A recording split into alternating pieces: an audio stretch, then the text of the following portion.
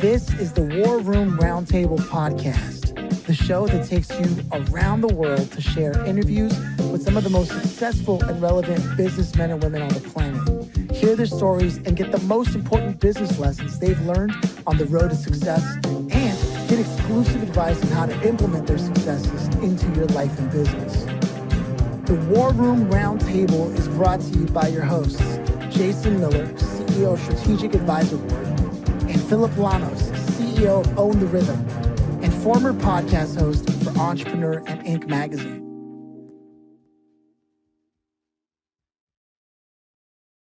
Welcome to the War Room. This is going to be a great conversation. We are here with Tracy. It's a pleasure to have you on. How you doing today? Doing well, and my pleasure to be here. Thank you for having me. Yeah, man. You know, we were just getting started and going on a conversation before we hit record, and we've got two vets in the room, and from what I hear, it's a great experience. I don't regret it. I don't regret it, but it does have a moment of pause asking, would you do it the same way over again? That's well said. A moment of pause. Oh man, what a wonderful way to put that. It is awesome that on this show we've had athletes and military veterans and business owners, and they all have that thing in common of just like pursuit of excellence and execution as opposed to just theory. And there's a lot going on there that I think crosses over. So what we usually open the show with is a question that goes a little something like, do you yourself come from a family of entrepreneurs, working professionals, creatives, something along that line? You know, that is a very interesting question. I would say if you were to really poll the entirety of my family, it's probably educators. So my mom, my father, at some point or another were in primary education, high school, elementary school, somewhere in there. My dad eventually became a grocer.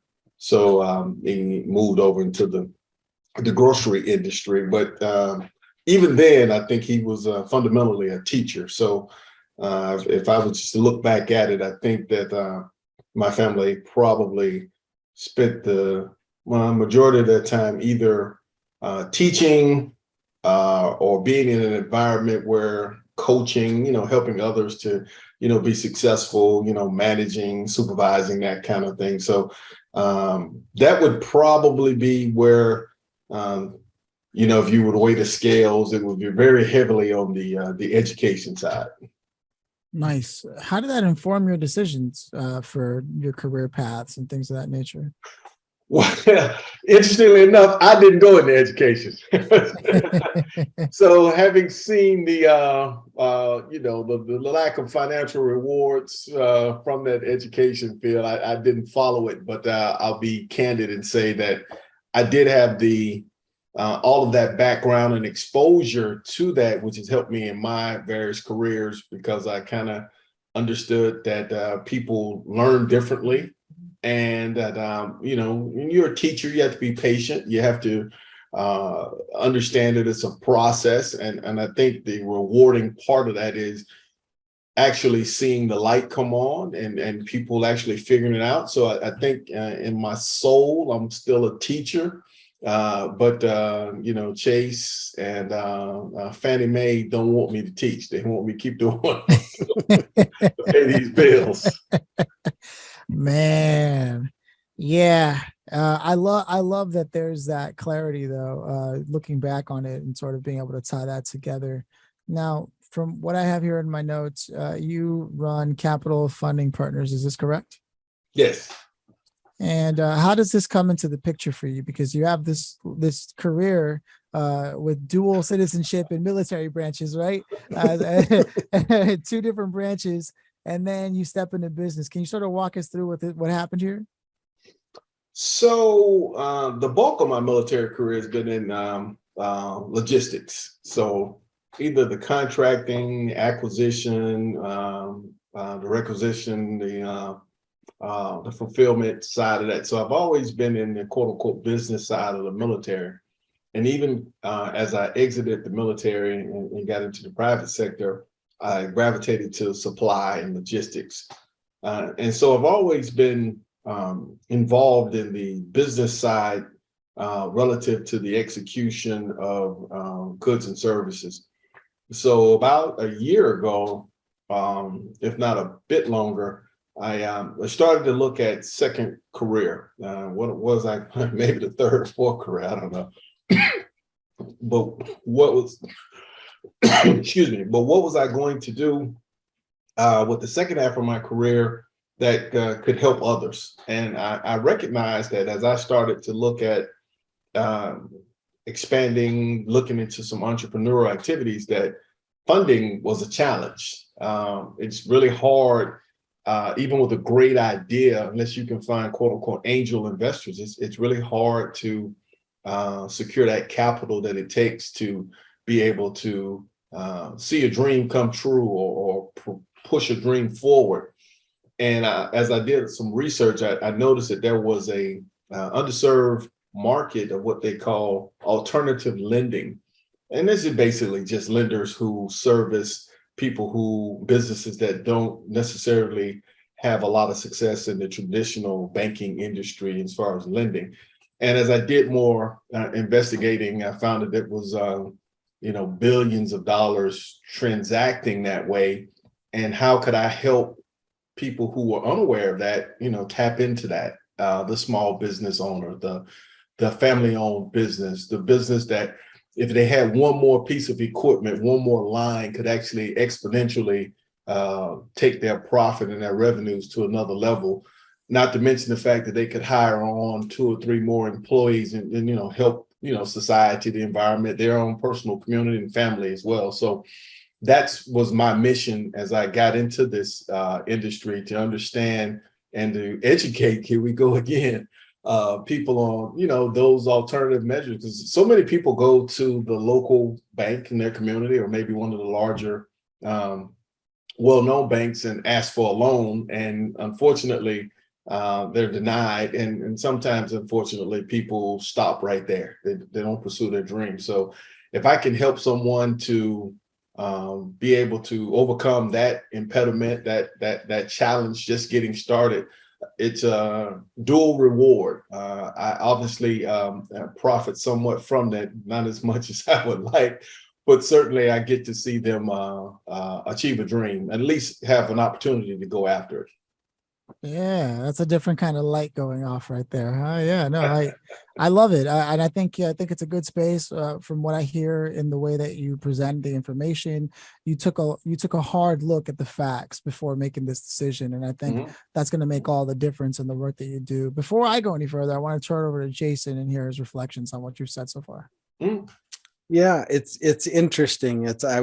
We were just talking about this earlier on a different podcast of how you look at military people, athletes, so on and so forth, and how there's these parallel lines that really showcase that there's so much more typically after military service, after say an NFL superstar decides to come out. We've had many NFL. We just had a Super Bowl champion on earlier today. Okay. And how those paralleling lines of excellence, right? That real need for excellence, and that as Keanu Reeves would say, the need for speed, man. Right.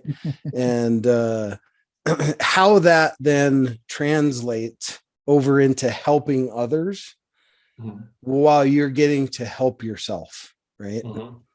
Because that's the goal, right? The goal is that we affect like as many people as we possibly can in such an overwhelming positive way that the universe just inherently slips a check in our back pocket. Right. I mean, that's a beautiful thing right there. Yeah, right. Yeah. And when you can truly get to that, and I've met lots and lots of people that have done that many, many different ways. Black Rifle Coffee, if you like them or not, doesn't matter. I know that I know they're crude bunch of crude dudes, but I mean, there's like, I think 2, 3, 4, like 5 or 6 of them. They're all previous military people, not all retired, but I mean, they're all prior military folks, and they've built an empire off of coffee. Now, whether or not you like how they're doing that, that's another story. but the point is there's that need and desire to affect other people. And as long as we're doing that as business owners, that's a win. And that's really what point is that's what I see you're doing in your field, is bringing light to something that has no light to it at all. I didn't even know this existed until basically I met you, right? And read your bio and all that stuff, and really saw that there's an alternative. I didn't know that even existed. So yeah, good stuff. no, it's definitely somebody needs to do it. I mean, it makes no sense that someone can go to college and pull out hundreds of thousands of dollars in loan with no actual plan on how they plan on paying it back, right? But yeah, you go in there for like $3,000 for a small business loan, and they're like, "Sorry, can't help you." So it just doesn't make any sense. It's like that's an amazing comparison, actually. It's crazy to me, man, because then it like, how do those rules apply to anywhere else in the world, right? You want to talk about failing business models? We don't have to look that far to see the way even our own government runs. Do they ever plan on paying it back? I don't know. We can scale the conversation up infinitely, but what's important is that the work you've chosen to do is yet again another career in the life of service, and it just so happens that it borrows on the strength that has followed your lineage, which is education, right? Because people don't even know it exists, and being able to articulate it properly, teach people the best ways to use it. I can see this going well, especially with your background in logistics. And it's like, look, because it's all logistics. This is how you go find it. This is how it's going to work through. You know what I mean? No, so I get it. It's all gravy, man. And I really appreciate that. That's what you chose to do. That's one thing I can add to my Rolodex next time someone asks me as well. Where am I supposed to get a hold of this? I got this great dream. Well, there's alternative solutions to that. In fact, I know somebody. I just interviewed the other guy the other day. It's Tracy. I'm going to introduce. So you see, but that's the way it works, right? It's conversation. And for me, I'm curious, what is your, based on all your experience and everything, multiple careers and what you're doing now and diving deep, even the way you just approach that, what's your bottom line advice for people if they're sincere about getting into business? Wow. Well, I got a couple, and so if you'll indulge me, one, you're gonna have to be tired. And you're gonna have to accept the fact that you're gonna be tired. And too many people are well rested, but aren't well off, right? I mean it's real, right? That if you're working a job and you're trying to start something on the side, or you're working multiple jobs, you can't be well rested. And I get it. That's hard on your health. But it's a sacrifice you make temporarily to get you to a permanent state. But unfortunately, too many people are well rested, and I look and I'm kind of like, that's gonna be tough right there if you're well rested. I think another one is that one, you really can't have a plan B. See, most people have a plan B, and that allows them to allow doubt to creep in on plan A. Now, I'm not advocating anyone go out and bet everything on one hand of blackjack and that's your plan A. No, nothing like that. But I'm saying if you're not completely committed, then at a point you have to recognize that you don't even believe because you're not all in. So having a plan B tends to undermine plan A. Now you should have a solid plan A. I mean, it should be bulletproof as bulletproof can get. And even then things go awry, but you shouldn't be thinking in the back of your mind, if this doesn't go well, then I'll do X, because that's not it. You've got to be laser focused. And I think the final thing is everyone, absolutely everyone needs a coach. You need someone to help you. Jordan had a coach. Phil Mickelson has a coach. Pete Sampras, the tennis player, at the height of their preeminence as a talent, have a coach. Don't think for 1 minute that what's our gentleman, the richest man in the world? I'm trying to think of his name now. Which one? Warren Buffett. Right? Oh yeah, he definitely had a coach. Still think Warren Buffett isn't picking up the phone and calling someone at least running ideas by them. Too often people well-intentioned with every bit of their muscle and strength go at something, and they just don't know that they're missing it because they don't know. You're the coach. Allow someone who's been there to show you where your efforts could be better directed. And I think a lot of times in business, I see people that come to me and we work on funding are really trying to brute force based on what they know.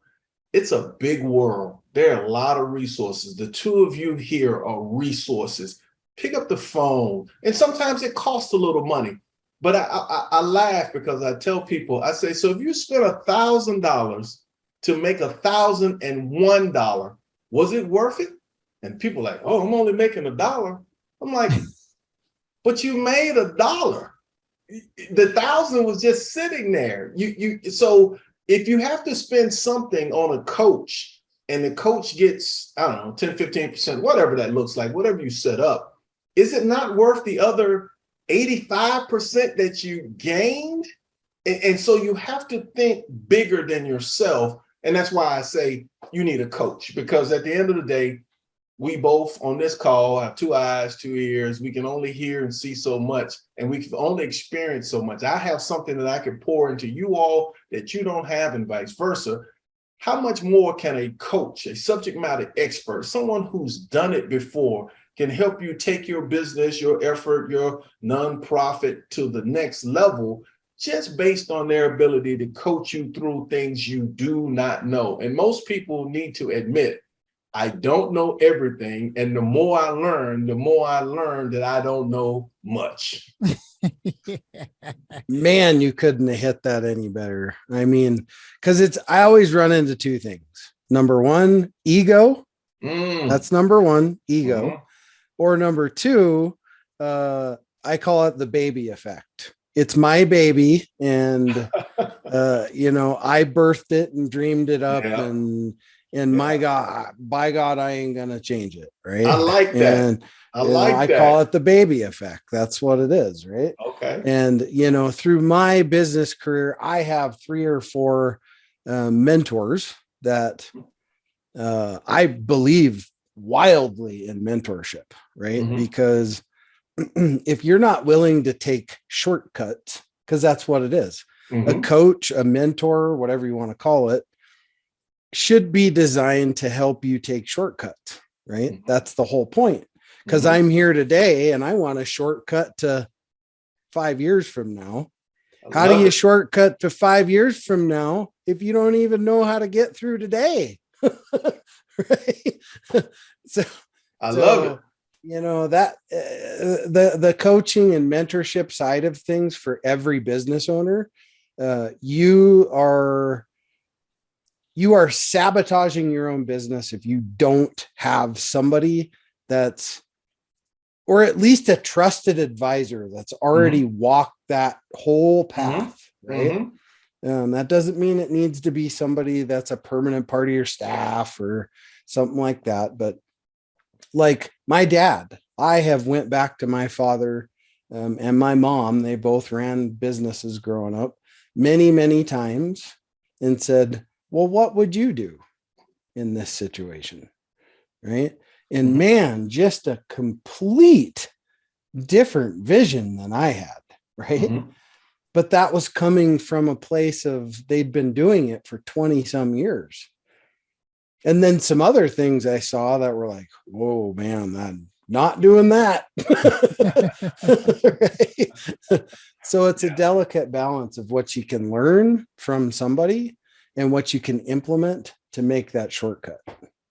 You know, it is so powerful, and I'm going to steal that because I believe in plagiarizing success vigorously. Absolutely. No one has invented a better wheel, right? We all are using that wheel. No one's invented a better one. But when you say coaching and mentoring create shortcuts to success, I mean, that just resonated with me. I'm going to espouse that everywhere I go.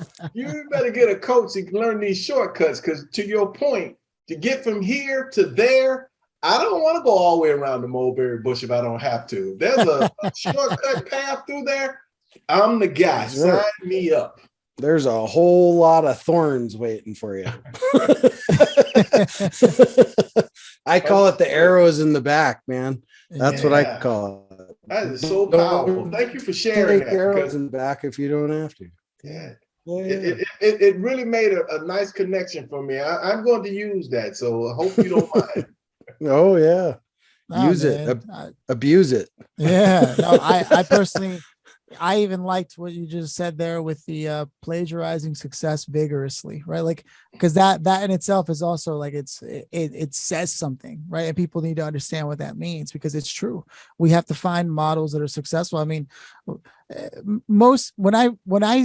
look back on the 2000 or so conversations, interviews that I've had with CEOs, entrepreneurs, venture capitalists.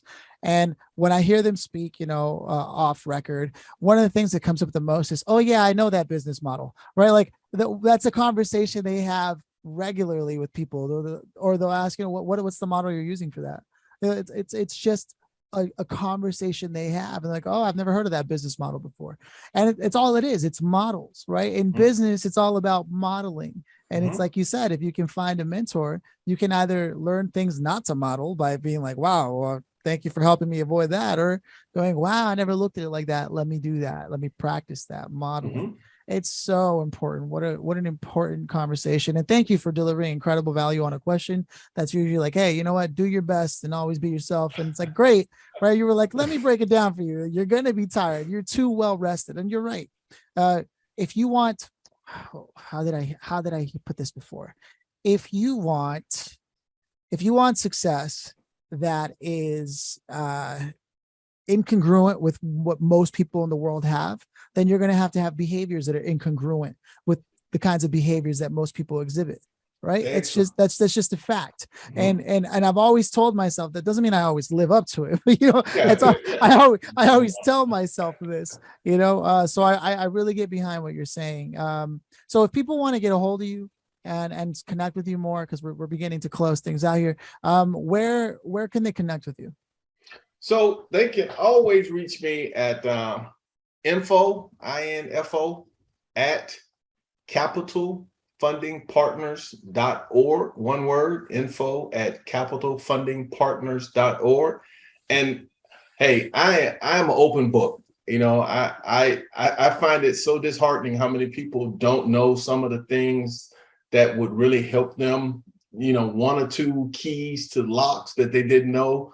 And I'm not hoarding any of that. I mean, if anyone wants to talk, I'm willing to, share what I know. And most likely, I'm going to learn something from them more than they'll learn something from me. So anyone who wants to, reach out, I'm available. And I am from that education background. I'm just looking to help people turn the light on. Right.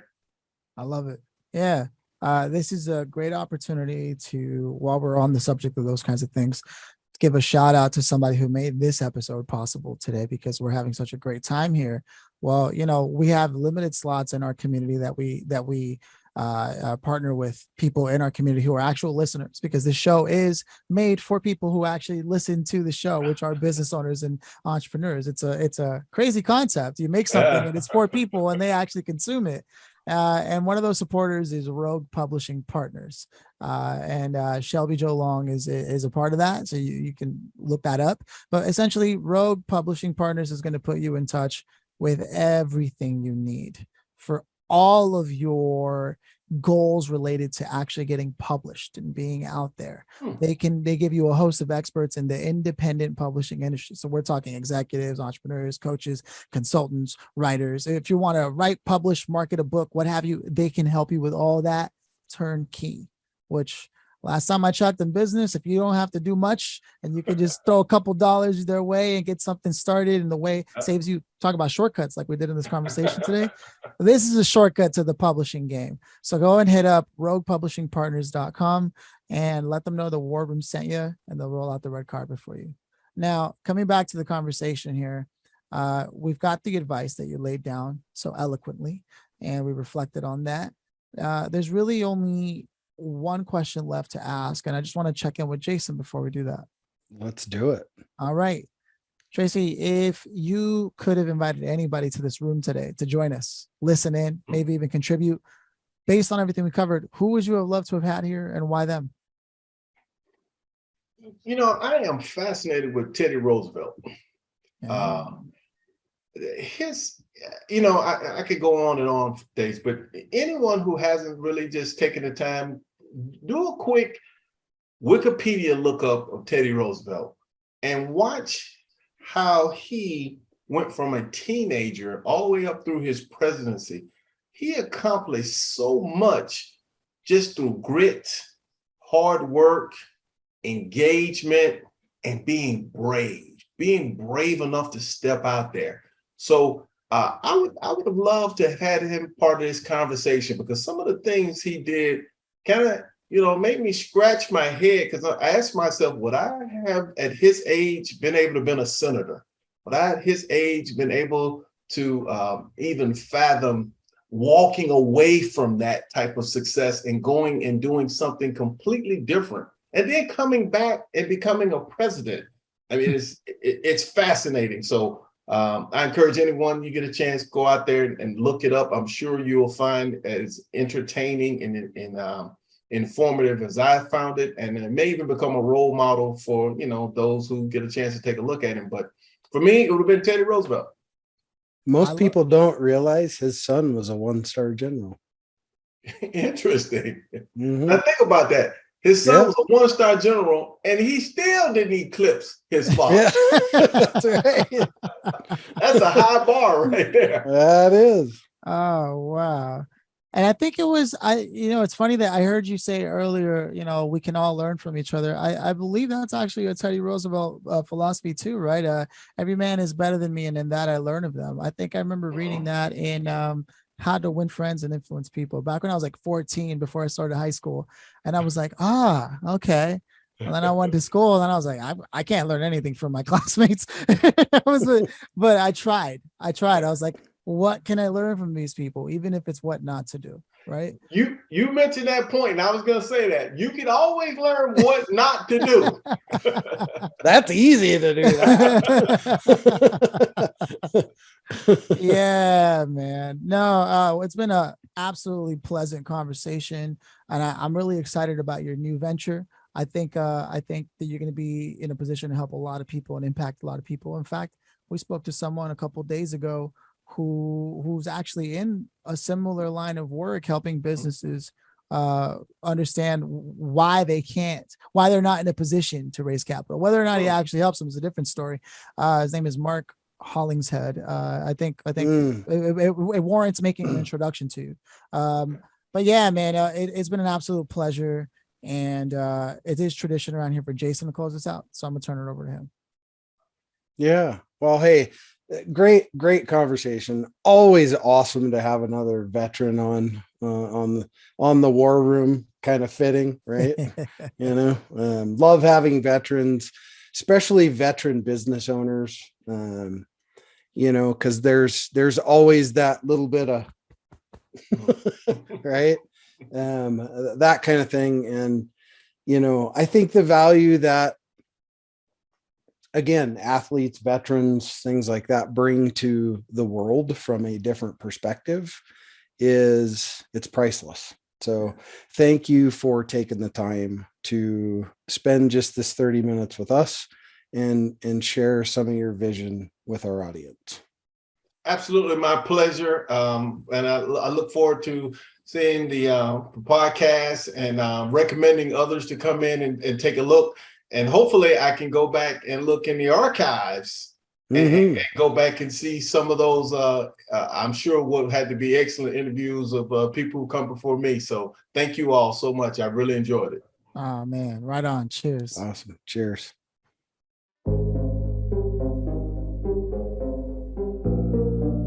Thanks for listening to the War Room Roundtable with your hosts, Jason Miller and Phillip Lanos. Please leave your feedback and visit strategicadvisorboard.com to get the latest and greatest business advisement on the planet. Follow us on social media for updates, and always remember, if you can dream it and believe it, then you can go achieve it. We'll see you in the next episode.